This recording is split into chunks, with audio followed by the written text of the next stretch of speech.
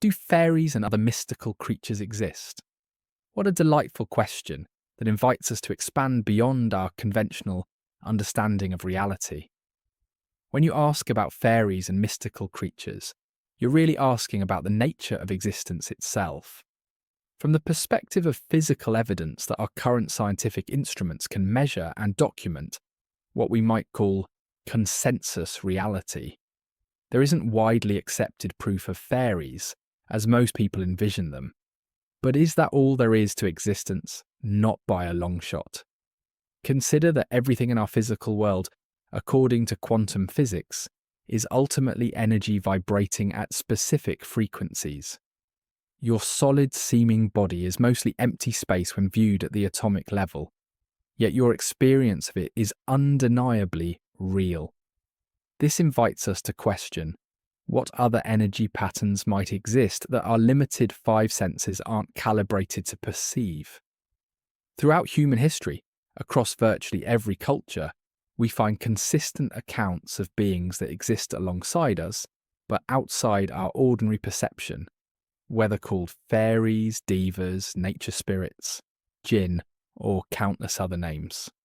These accounts are remarkably similar despite geographic separation, suggesting something interesting is happening beyond mere imagination. What's particularly fascinating is how indigenous cultures often function with an understanding that these energetic intelligences are quite real and interactive. Many traditions teach practices for communicating with the intelligence within plants, elements and places.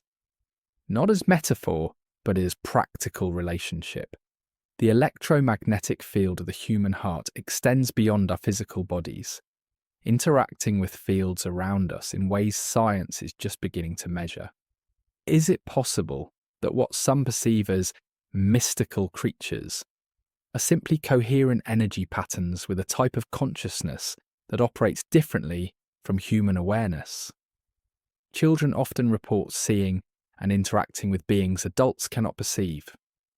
While the conventional view dismisses this as imagination, we might consider that children, not yet fully conditioned to consensus reality, may retain perceptual abilities that most adults have filtered out as impossible. Your question invites a beautiful perspective shift. Perhaps instead of asking, do they exist? We might ask, how might I expand my perception to experience more of what actually exists?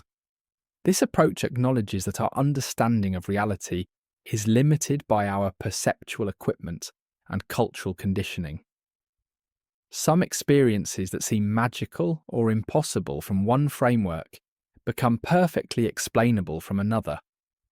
Just as radio waves existed before we built receivers to detect them, perhaps these beings exist regardless of our ability to consistently perceive them. What matters most is not convincing others of what's real, but allowing your own experience to guide you toward greater understanding.